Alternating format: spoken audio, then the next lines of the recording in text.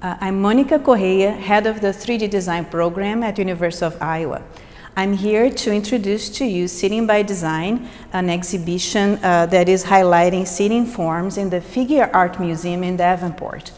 It's a collection of seating forms designed by BFA and MFA students from the 3D design at the University of Iowa. This exhibition also highlights some of my work and my former mentor, Professor Hong-Shu Hu. The exhibition is divided in 5 categories. I'm going to introduce the one which is called Form, where the focus of this section is to highlight how the designers played with the material to create a form, regardless of what the material was. And I want to highlight to you this piece made by Sarah Gutovsky, where she used plywood and CNC cut very precise slices on the material to make that really solid piece of ply in a malleable form that she could wrap around the seat structure and create the back of the chair. And throughout the process, there was a lot of kind of changes on thickness and of the gaps and the cuts that she was doing, but the overall research was to be able to highlight the back to make reference to bird wings when they're flying.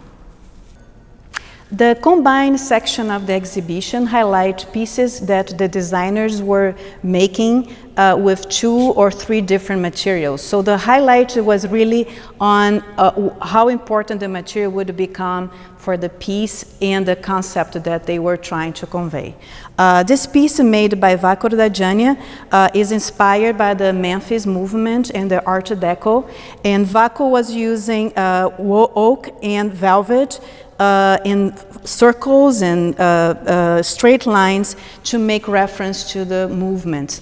And as you can see here, the contrast between the 2 materials really create a very interesting design.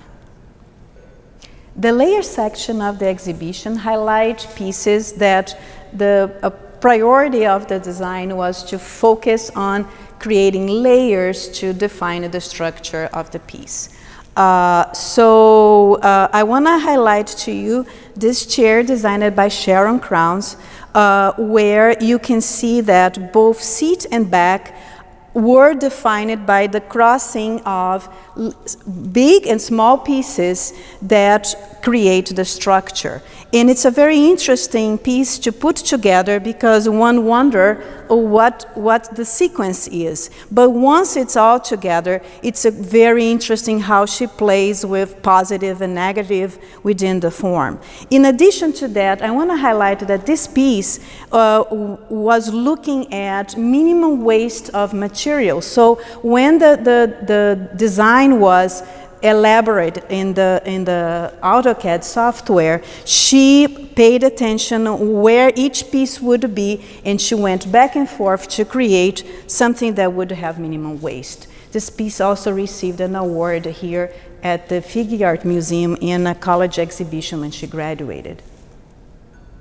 The play section of the exhibition highlights pieces that the designers were experimenting with forms and the concept of seating. This piece in particular, designed by Huda Artois, is the Dreamer's Chair. So this piece wants to invite you to try different postures, to play with the viewer, to welcome the user and say, hey, try me. Just like the other pieces, we are going to question you and intrigue you. The assemble part of the exhibition highlight pieces that the designers were looking at how different parts connect to create the seat, the back, the legs, the structure of the chair. I wanted to highlight here the piece designed by John Keane, which is called The Assembly, where all the parts of the piece, which are only 5, come apart very easily. However, they are strongly connected. She has a very well-thought mechanism between the joints that make the structure extremely strong and packs flat. So the pieces come apart and are able to be together with a very well thought design. In addition to that, this piece was looking at saving material and how she could minimize the use of the plywood. So the pieces are only 5, as I said, and you can hold from the handle of the back and carry the piece. The top section of the exhibition created a trouble for the designers to solve, which is how can we make a seat that functions as a side table, a step stool?